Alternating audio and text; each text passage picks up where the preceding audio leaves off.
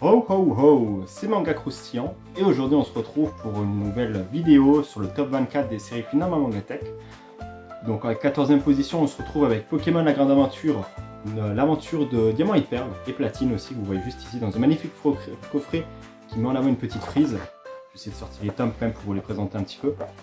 Donc pour ceux qui savent, je suis quand même un grand fan de la saga Pokémon, notamment aussi des mangas et des jeux vidéo. Et ces aventures reprennent les aventures des jeux Diamant et Perle et Platine. On va voir les différents personnages, donc on a ici Diamant, on a Perle et ensuite on va appeler Damoiselle mais qui se retrouve avec Platine un peu plus tard. Qui est une série plutôt cool, en vrai je suis pas forcément le plus grand fan de la 4G en termes de jeux vidéo, je préfère plutôt la 3G voire même la 5G. 5G qui jusqu'à un moment était aussi un peu mon top sur un jeu vidéo ou même en manga.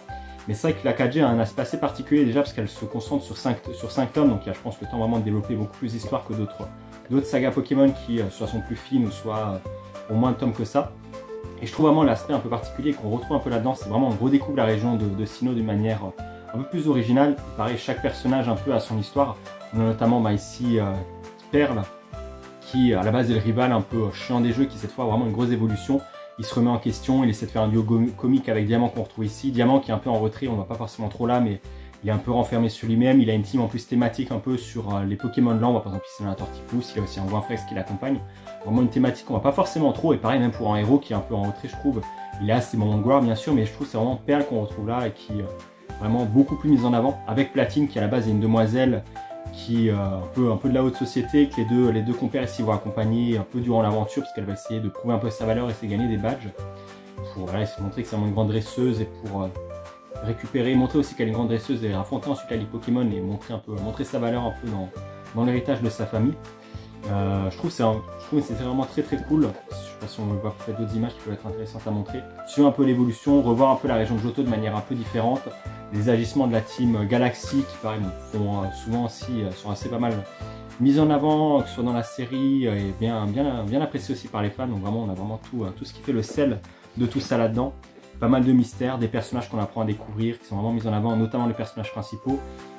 J'ai parlé par exemple de Perle, de Diamant ici aussi qu'on a, qui est pas mal en retrait mais qui à un moment se va retrouver avec une sorte de maître qui est un champion d'arène qui va lui prendre un peu sous son aile et qui va lui apprendre aussi un peu certaines choses qu'il doit apprendre.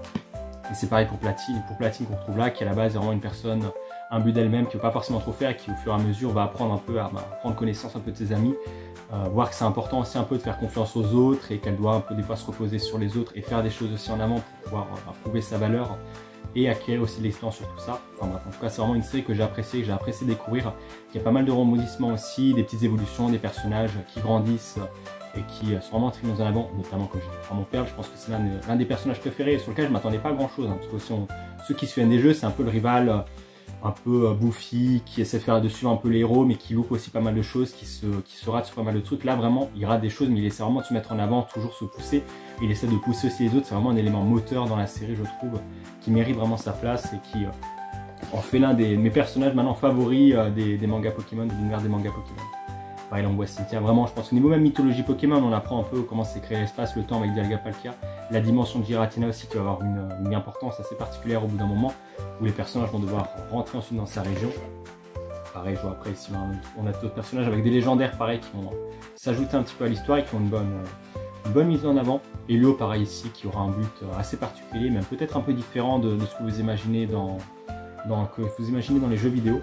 Et pareil, après, ce qui est cool, c'est peut-être par d'autres versions ou d'autres jeux, c'est vraiment là on centre les légendaires au centre de l'histoire. Il y en a qui arrivent assez rapidement, notamment les Cré ou même les Dialga Palkia qui arrivent assez rapidement. Je sais pas si j'ai pas une autre page ici que je voulais vous montrer, je suis tombé sur une avant. Mais ouais, clairement, je pense que c'est un des mangas Pokémon que je préfère. Je sais pas si vous en avez un aussi préféré, ou c'est quoi votre top 24 de votre côté. N'hésitez pas à me le dire.